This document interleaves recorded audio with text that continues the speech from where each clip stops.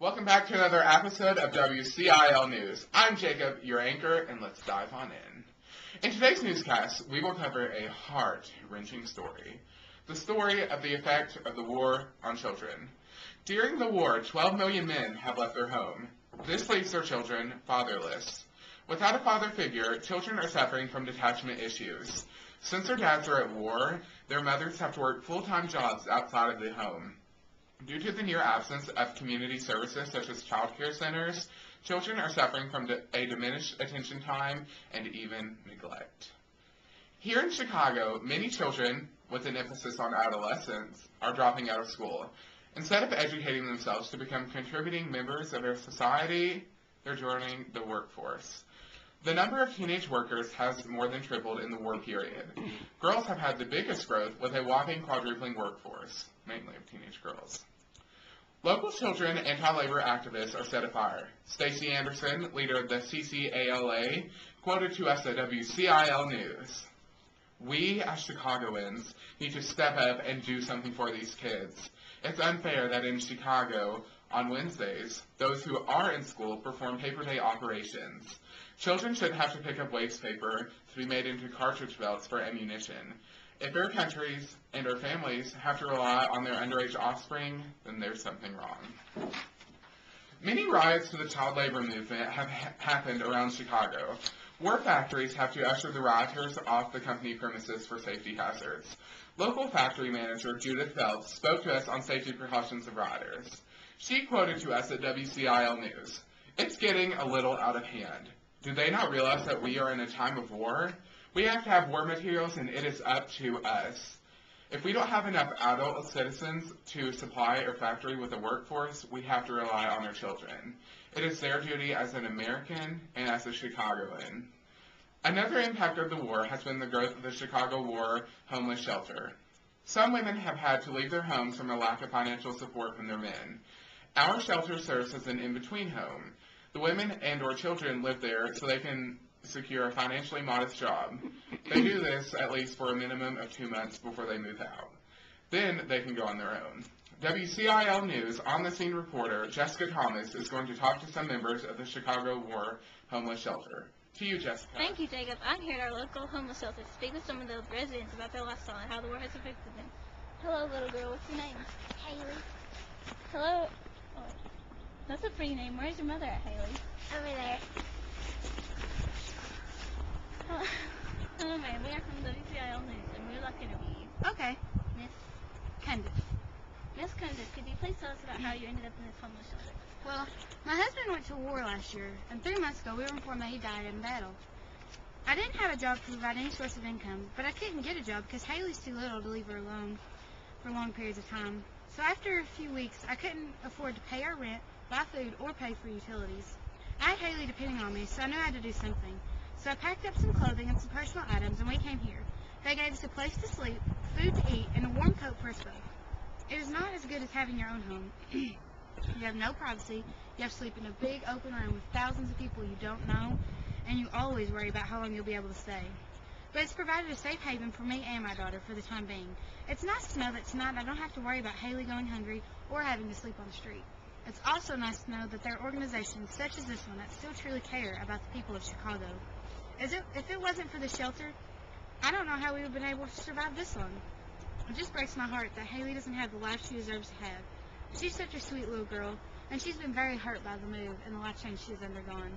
But the part that bothers her the most is that she'll never again get to see her daddy. Wow, that is such a touching story. You are truly an inspiration. Your attitude towards all of this is remarkable.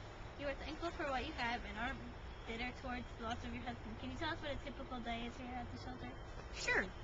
Well, I wake up at 6 o'clock. We make our cots, and I take Haley to the learning room. They provide her with somewhat of an education and a babysitter so I can hunt for a job. She gets her breakfast there. I usually skip breakfast. Then I leave and go to apply for jobs. I usually come back around 11:45, and lunch is served at 12.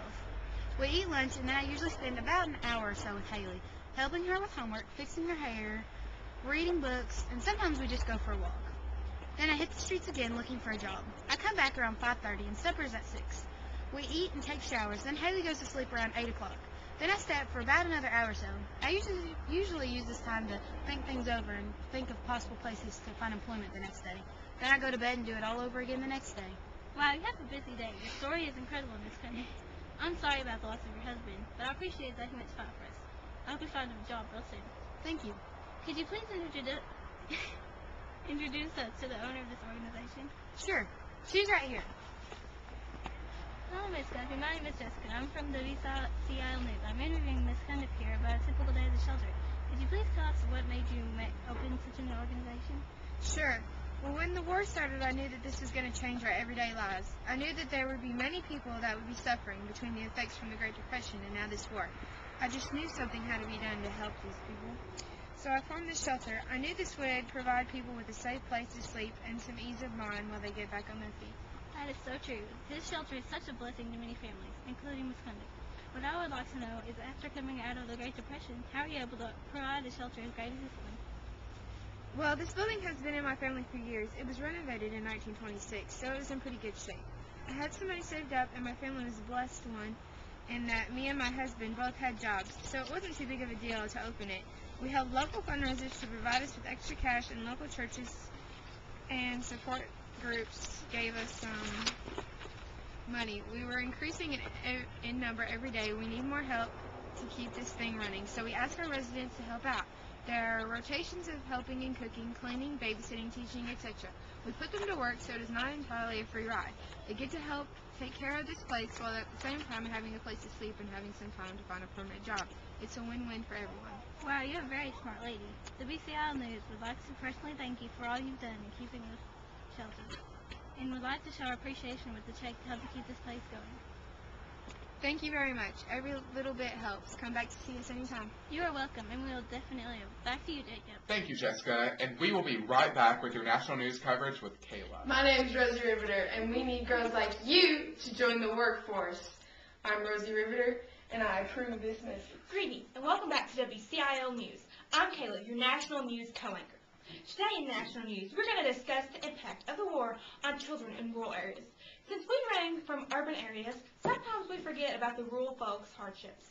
According to the United States Rural Education Service, the average child is going to school till they hit early adolescence. Some more, some less. A lot of children are having to work on the family farm, the USRES says. With their fathers gone, and even their mothers at times, children have become more responsible in the areas of adult work, including but not limited to milking cows, feeding chickens, working in the fields, etc. WCIL News spoke with Carolyn Angelo, a rural teenager, to ask her about her daily experience. She said she left her local school at the age of just 13. As now, her daily tasks include keeping up the house, feeding the animals, and doing all of the washing. When asked why she had to do this, she replied that her father was gone to war, and her mother was working full-time so she could pay the bills. We would like to thank Carolyn for her cooperation in our newscast. After the break, we'll return with more local news from Jacob. Salutations and welcome back to WCIL News.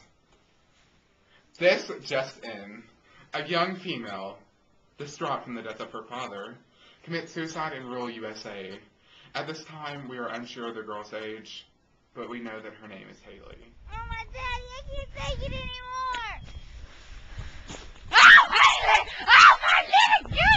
Wow, folks, times truly are rough, and we need to provide a helping hand to all. Stories like this are truly the most hurtful, and our heart goes out to the family of young Miss Haley. Thank you all for tuning in to our Child Spotlight newscast.